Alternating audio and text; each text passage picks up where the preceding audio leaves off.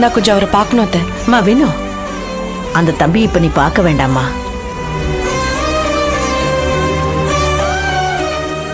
இல்லம்மா, அவரு நல்லா ரெஸ்ட் எடுக்கணும்னு டாக்டர் சொல்லியிருக்காரு. அதுக்காகத்தான் எந்த தொந்தரவும் இருக்கக்கூடாதுன்னு கதவை மூடி வச்சிருக்கேன். அந்த தம்பி முழுசா குணமான பிறகு பாருமா, இப்ப வேண்டாம். அத்தை, அவருக்கு ஒன்றும் இல்லைல்ல? அவர் நல்லா தானே இருக்காரு? அதெல்லாம் ஒண்ணும் இல்ல, எல்லாம் சரியாயிடும். சரி சரி, நீங்க முதல்ல உட்காருங்க. இல்ல பரவாயில்ல சார், நீங்க 2 பேரும் அம்மா காலில் விழுந்து ஆசீர்வாதம் வாங்கிக்கோங்க.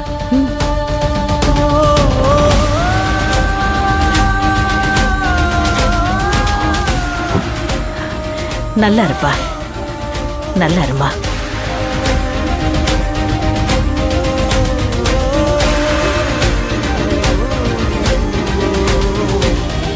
எது எப்படியோ, நாங்க உங்களை சேர்த்து வைக்கிறதுக்கு எவ்வளவுதான் முயற்சி பண்ணாலும் கடைசியில விதிதான் உங்களை சேர்த்து வச்சிருக்கு. நாம நினைக்கிறதெல்லாம் இங்க எதுவும் நடக்கிறது இல்ல. மேல இருக்கிறவன் எடுக்கிற முடிவு தான் இங்க எல்லாமே நடக்குது. அத எல்லாருமே புரிஞ்சுக்கணும்.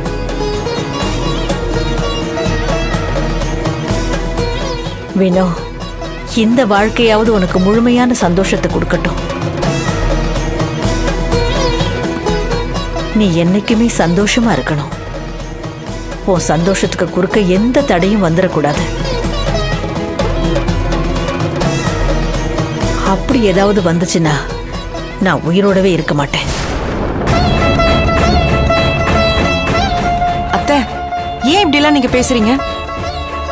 இல்லம்மா, ஏதோ எனக்கு சொல்லணும்னு தோணுச்சு.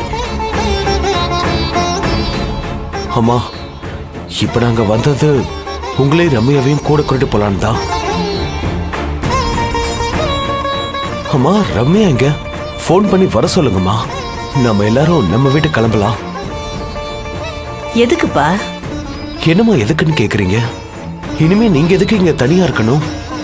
நம்ம எல்லாரும் ஒன்னா சேர்ந்து இருக்கணும் தானே எல்லாருடைய விருப்பமா இருந்துச்சு. இனி நம்ம எல்லாரும் ஒன்னா இருக்கலாமா? இல்லப்பா, அது சரியா வராது. இல்லம்மா, எனக்கு புரியல. இல்ல தம்பி, நான் இங்கேயே தான் இருக்க போறேன். அது மட்டும் இல்ல, நானும் ஒரு முடிவு எடுத்திருக்கேன்.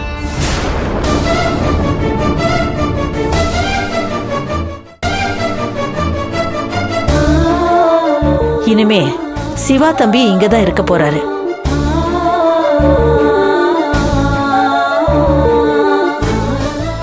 என்னம்மா சொல்றீங்க?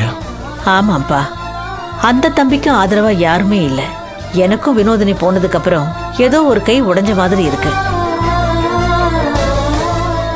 அதனால அந்த தம்பி இங்கேயே இருக்கட்டும்னு முடிவு பண்ணிட்டேன். என் மகன் சிவராம இடத்துல அந்த தம்பி எனக்கு ஒரு மகனா இங்கேயே இருக்கட்டுமே.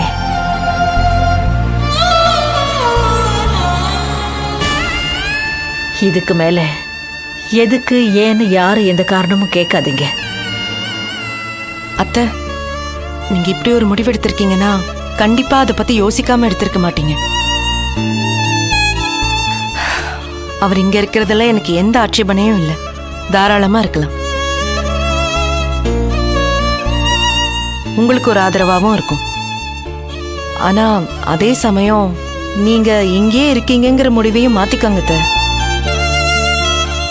நீங்களும் எங்க கூட இருந்தா தானே எங்களுக்கு சந்தோஷமா இருக்கும்.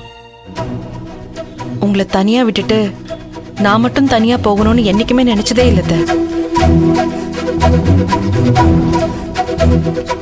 அதுக்காகவும் நான் இந்த கல்யாணத்தை பண்ணிக்கல.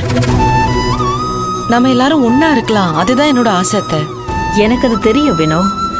என்னைக்கும் நீ எங்களை விட்டு கொடுக்க மாட்டேன்னு எனக்கு நல்லா தெரியும். இருந்தாலும் அது இப்போ சரி வராது. நீங்க கிளம்புங்க. சரிம்மா, இப்ப வீட்டுக்காவது வாங்க, சாப்பாடுலாம் ரெடி பண்ணிருக்கு. இல்லப்பா, இப்போ சிவா தம்பி இருக்கிற நிலைமையில நான் எங்கேயும் வரல. நீங்க போங்க, நான் வரேன். கற்பகத்துக்கிட்ட நான் பேசிக்கிறேன். சரிம்மா, அப்ப நாங்க நேரா ஸ்கூலுக்கு போயிட்டு பசங்களை கூட்டிட்டு வீட்டுக்கு போறோம். நீங்க சீக்கிரமா வாங்க. சரிப்பா, என் மருமகளை பார்க்காம என்னால மட்டும் இருக்க முடியுமா? நான் கண்டிப்பா வரேன். ஏமா வினோ, பொண்ணோட Dress, பசங்க போடுற Dress இதெல்லாம் எப்ப வந்து நீ எடுக்க போற?